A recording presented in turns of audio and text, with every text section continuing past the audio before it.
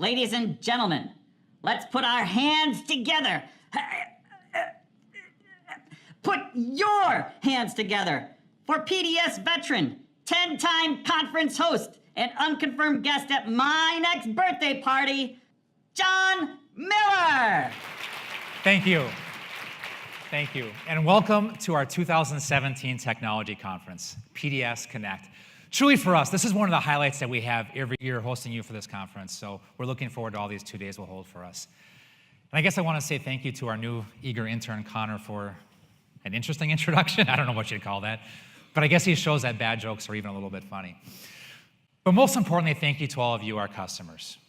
Your partnerships mean everything to us. And it's our hope that you see today as part of our investment, part of our commitment to those partnerships. And we look forward to hosting you here for these 2 days. So, PDS Connect. What's in a word when you hear connect? You've probably noticed this is now the title of our conference, but you probably started seeing it a little bit more in the branding overall that we have for PDS. So connect for us means connecting people to people, people to technology, technology to technology, but ultimately it's about connecting value back to you and your organization through IT. We all realize at the end of the day, IT's moved way beyond just being operational in your organization. And instead it's become transformational in how you service your employees, your customers, your patients, and your students. So your conference this year will guide you through the many opportunities that exist for you to thrive in this digital world, or this connected world as we see it. But then, at the end of all this, you're gonna have to ask yourself, what will I do with it? Because I promise you, you're gonna learn lots, but what will you do with what you learn? Because yes, today you're gonna see some incredible new technology on display in our partner showcase area. Technology that's enhancing today's mobile and connected world. And yes, you're gonna hear compelling case studies within our strategy sessions of organizations who overcame an obstacle or seized an opportunity. And yes, you're gonna be witness to some inspiring messages right here on the stage in our keynotes. So like always, this conference will connect you to people, technology, and learning. But our measurement of success isn't that you merely experience those things or that you just enjoy them. Instead, we want them to spark a call to action. PDS has often shared our mantra of doing the right thing for our clients. It's a guiding principle that this company was founded on back in 1986, and it remains true here still today. And while certainly that means doing the right thing for your organization, I want to be very clear about something. It's also about doing the right thing for you as an individual. We want to put you in the best possible position to maximize your individual potential and to aim high in pursuing your personal legacy. Your personal legacy. It's an ambitious topic for us to address, but it does relate to our charter for this conference, allowing you to look ahead, allowing you to aim higher. And with that, my opening message today is going to hone in on that very subject, providing you lessons that will help you define, pursue, and achieve your personal legacy. But before I get to those lessons, let me first set a little bit of a foundation here for this topic this morning. In fact, I want to do a quick survey. By quick show of hands, who here is between the ages of 40 and 55? I just committed an HR violation. All right. Since I did one, can I do one more? Put your hands back up. Out of you that had your hands up. Out of all of you with your hands up, who also is going through a midlife crisis right now? It's not funny. We're gonna have help available between 2 and 3 o'clock today. This is a safe place. Nobody's got their hands up. Just me. Great. So, as someone who's in my 40s now, as someone who just celebrated my 20th year with this great company, you naturally start going through some emotions with that. The first one being, yes, 20 years, I did it, woohoo! Followed by the harsh reality of, holy shnikes, I still got 20 years to go. But you know what happens then, right?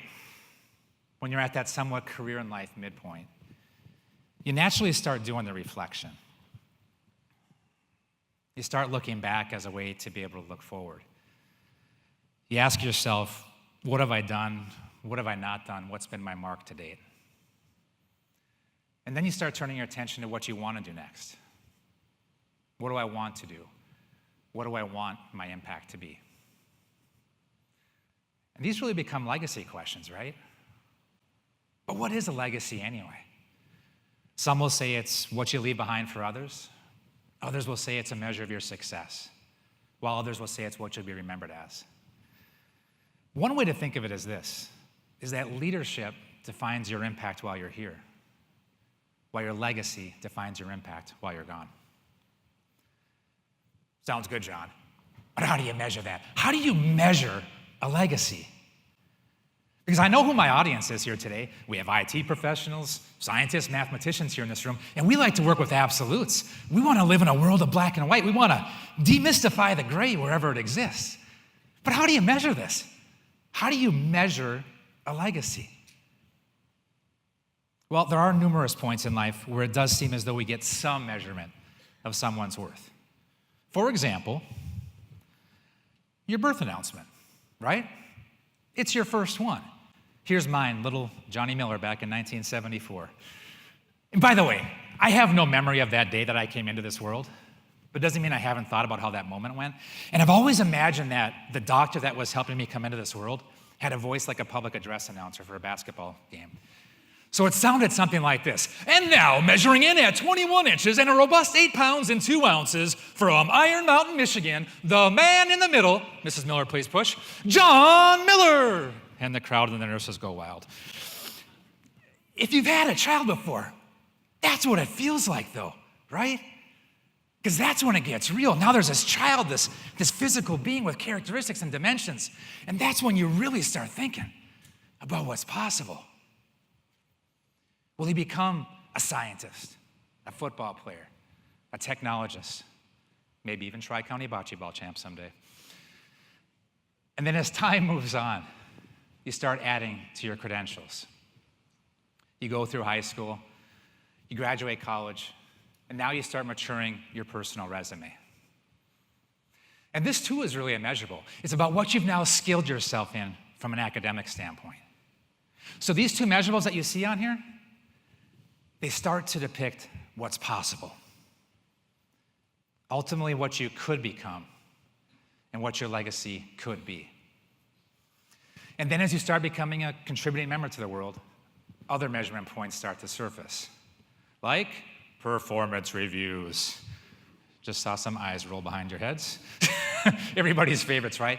Now, hopefully you have a boss and organization that takes this seriously. I know too often I hear from people and they say, shoot, they didn't even tell me how I'm tracking to my own goals. They just told me how I'm tracking to my bosses. But if they're done right, they outline and help track you to short and long-term goals, both for you as an individual as well as your company, and also outline and hold you accountable to key performance measures and key skill building areas.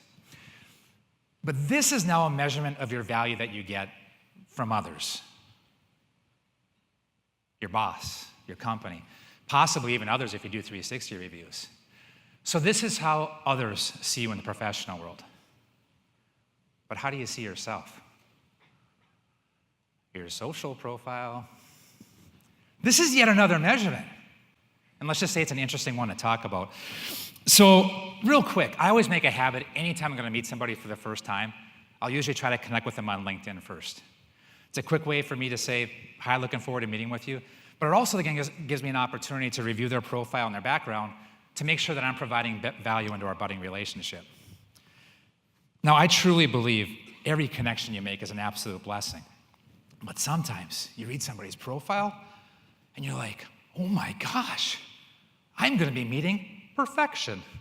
Everything about them, you see, even their picture, flawless features, hair like Fabio, and their accomplishments, it's like, oh my gosh, I think they invented IT. And then you go and meet the person, and you realize they haven't had hair in over a decade, and their only proximity to IT is they had an irritable toothache the week before. I just realized none of you are ever gonna connect with me on LinkedIn right now. But it's amazing how many people will casually inflate their status on social media. Maybe not telling lies, but some misleading information. Now me, this is something that I would never do. I would never dream of doing anything like that whatsoever. What's so funny? That's awesome. Actually, Everything you see on here is true. Okay? Let me quickly go through this with you right now. Hair, yep, used to have hair like that a long time ago. Those muscles you see on there, 100% real. They're not mine, but they're real. I never said that they were mine. 2006 Time Person of the Year. Do y'all remember who 2006 Time Person of the Year was? You, Y-O-U. Congratulations, you were all 2006 Time Person of the Year. Owner of the Green Bay Packers? Yes, and for $250, you can get a piece of paper you can hang on your wall saying you are along with 360,760 other owners of the Green Bay Packers. Survivor, like many of you. Y2K Survivor. We did it. We did it. Rock star. I actually own a rock that's in the shape of a star. True story. And finally, social media icon. Yes, I'm the last remaining member to have a social profile on MySpace. So, all real, 100% real. Your social profile, it's how you see yourself. And even more than that, it's how you want to be seen. Because we show the good, not the bad, right? There's a section on LinkedIn that we fill out that's called accomplishments. There's not one that we fill out that's called setbacks, right? And your social media profile is such a key measurement in today's digital world because often now the first impression you make on somebody is a digital impression. Now, staying with social media, what other measurement does that give you? I really don't want to move from this page because I love my guns. Boy, that looks good. But what other measurement does social media give you? Connections, right? This will define all the people who are around you. Facebook, your friends. LinkedIn, your professional acquaintances. Twitter, your groupies, and also who you're stalking. And MySpace, well, you can find out if we're friends or not. So what do you get when you start bringing all these things together? Connections, resume, accomplishments, etc. What do you get? What does this all now start looking like? It starts looking like your obituary, doesn't it? Now, how's that for a dark opening topic? But really, isn't that what an obituary looks like? John was born at, John went to school at, John worked at, John accomplished, John is left behind by many connections. And then at that moment, my obituary surfaces of the tens of thousands of pictures that have been taken over my life. They're probably not going to show that one where I had that beautiful hair. As I had my midlife moment recently, I started to go down this path. I asked myself, what have I really done? But more importantly, what do I want to do moving forward? Now, I believe a legacy shouldn't be about if they tell stories about me later or not, but rather that I did the things that were important to me, that I felt were having a high impact to those that I love and to the world. So with that said, I'm going to do something for you here today, something that I've now done at my career midpoint. I'm going to help you write your obituary. Because whether you know it or not, you're writing it right now. Right now. Nobody else writes it. You are the sole author. Now somebody else might convert your story to text later, but it's up to you on what story gets told. Now, I promise you, this isn't depressing, okay? So please stay with me here. What you do matters. What you do matters. So my message today is about providing you lessons that will help enhance your position to define and achieve your personal legacy. Okay? All right, let's get started with this. I first want to share something with you that I've been doing for a number of years, ever since I first became a manager back at PDS. I have every single one of my new employees, when they first start reporting to me, I give them a unique assignment on day one in their job. I ask them to write down the top 100 things that you've done in your life. The top 100 things that you've done in your life. And I give them 1 week to do it. As you can imagine, I get a lot of strange looks. What kind of job did I sign on for here? But then they get a little excited about it, and they actually go and approach it that first night, and they're like, oh, all right, I'm going to do this. And they get to like 10 or 13, and they're like, this is going to be a lot harder than I thought. I'll sleep on it. I'll finish it tomorrow.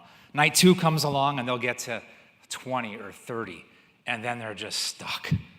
Every single time this is what happens, and you can talk to some of my colleagues at PDS who have done this. It's after that second night they'll come back to me just down and dejected and like, John, I have only done 23 things in my life that matter. I'm a loser. Why did you hire me? There's no way in heck I can ever possibly get to 100. We humans are funny. We have a natural tendency to only see those things that are directly in front of us, and the ability to only review contemporary history. So I have to really encourage them to really dig into their past, to go back to their childhood, to retrace their life, to think about what's important to them from their career to their friends, to their family, to their faith.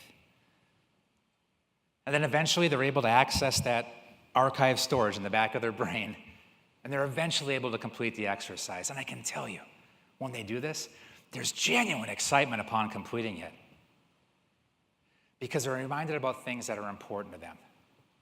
And all of a sudden, uber confident, because now they realize they've accomplished way more than what was top of mind to them. So then a funny thing happens. The wheels then start spinning, and they start thinking about what more they can do in their life,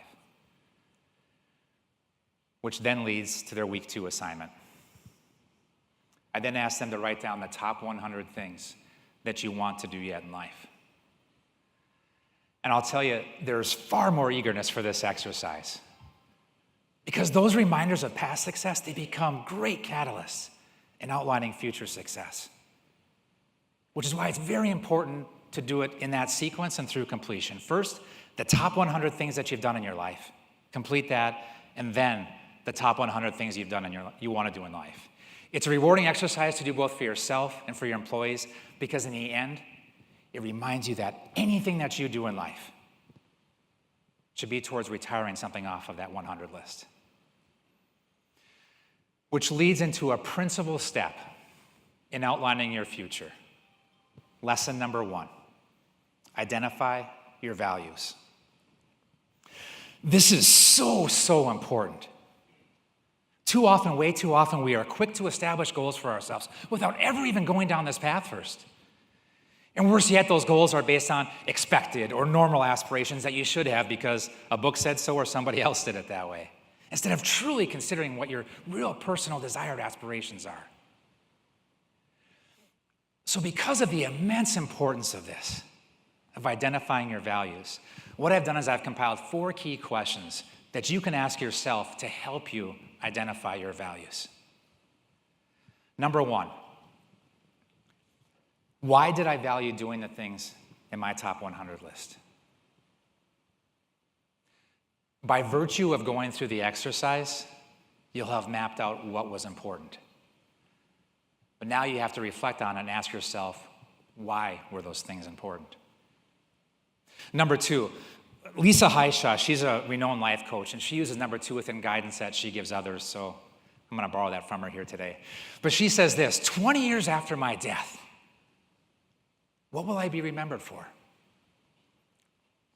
Another way to ask that, 20 years after my death, what do I want to be remembered for? Those can be and likely are 2 different answers. Number 3, if I had to give up everything I have for a cause, not for a person, but for a cause, what would it be? And number 4, if I could snap my finger and acquire an experience or talent, it would be blank because of blank. If you want to reset the path for your legacy, you start here. You must start here. Identify your values. It's the most important step. And then, and only then, do you map out your goals. And then, no surprise, they have to be done in alignment with your values. Do they help you accomplish something on your top 100 list? Do they give you the skills needed towards being able to accomplish them? Do they support the causes that are important to you? And make sure and write them down. You can't hit a target that you can't see. Goals can always change, but you always have to have some that are in play. And then choose to live in purpose of those values and goals every day. Every day. Ask yourself, if this were my last day, my last week, my last month, would I still be willing to do what I'm about to do? And is what I'm about to do in line with my values and goals? When you think about how you're going to live it, this is your litmus test. These two questions. And also, take some chances, please. You have to take chances. You can't be handicapped by a fear of being wrong or making a mistake. You know, there's only two classes of people who never make a mistake. That's the dead and the unborn. Mistakes can and will happen, but I promise you, life's going to go on, okay? Life will go on. So don't get caught thinking, if only I would have, or I wish I would have. As long as it aligns, take some chances. Lessons from failure are often great teachers for future success. Now, Asif often talks about how when you think of a company, that you often think of a person's face. That the brand of a company is really its people, and I tend to think that there's some merit to that. And therefore, every interaction you have matters. Every interaction. Now, some of you have heard me say this before, but there's one school of thought that your personal brand is based on 3 equal parts, which are all based on interactions. Number 1, your first experience with somebody. Number 2, your most dramatic experience with somebody. And number 3, your most recent experience with somebody. Think about that. Feels right, doesn't it? And if you subscribe to that at some level, you know that you are always, always influencing your brand. Now, you only have one crack at number 1, so you better make it count. And as for number 2, and one is in a moment of distress or delightfulness, how will you respond? How will you be present? What will be your role? And your most recent experience? Well, you are always influencing number 3. In fact, my personal brand, my company's brand, is being influenced right now on this very stage. No pressure, John. Every interaction matters. Which also means that through interactions, you have an opportunity to extend it, to pay it forward. There's an old Boy Scout code that says, leave the campsite better than you found it. And in that light, how will you help others? If you're a manager, mentor, best friend, spouse, consider that 100-100 exercise, not just for yourself, but also for them. Show them you care. Keep them engaged. Provide them constant feedback and accountability. Help them with their short and long-term goals. Leadership in many ways is the act of making things better for others. So engage in leading with your legacy in mind. So hopefully you can now see some of the connections that exist between your legacy and your obituary. But there's something missing up here, isn't there?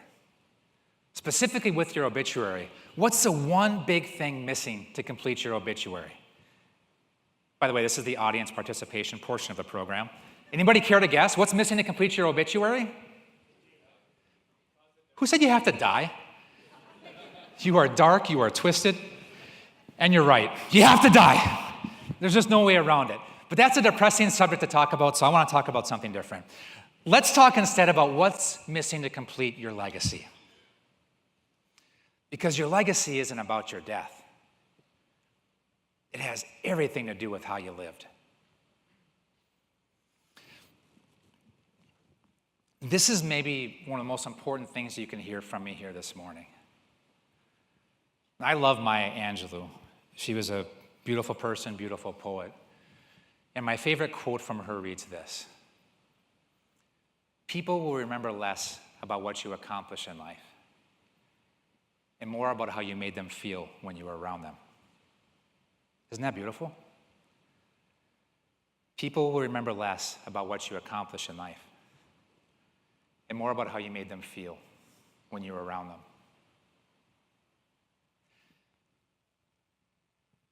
Maybe this is the most challenging thing to quantify, to measure, but it's also one of the easiest to recognize.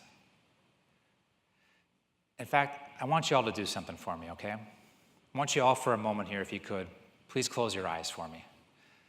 I promise you I'm not going to hypnotize you, okay? But if you could all just please close your eyes with silence in the room. And I want you now to completely clear your mind. And now, I want you to think of your very first best friend, your earliest childhood friend. And now really, really think of that friend for a moment.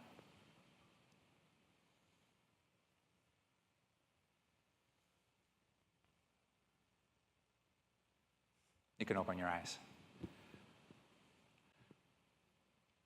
What comes to mind? Standing here on stage, let me tell you what I saw from most of you. Most of you did this.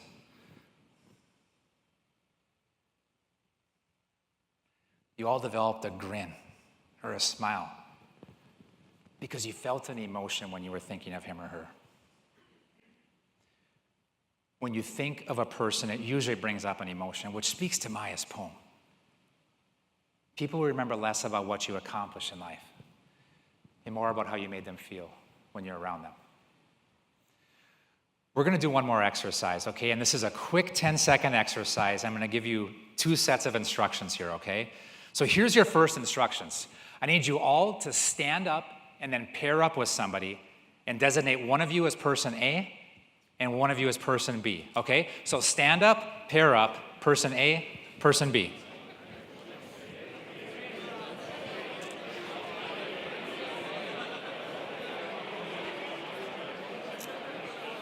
All right, everybody's paired up. We're gonna move real fast because we're on a time crunch here. Everybody's paired up. Everybody has a person A and a person B. Let's test this real quick. Who here is person A?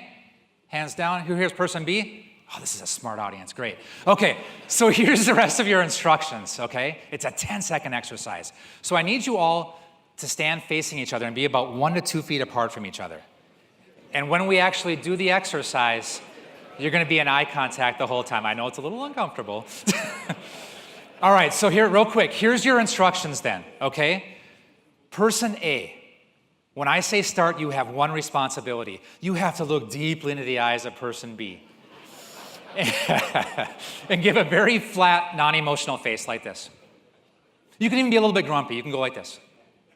Okay? Person B, concurrent with this, you have one responsibility. When I say start, you have to look deeply into the eyes of person A and give the silliest, widest, goofiest grin you can. Okay? So person A, person B, maintain eye contact 1 to 2 feet apart. So again, we're gonna do it when I say start. Everybody take your positions. Ready and start.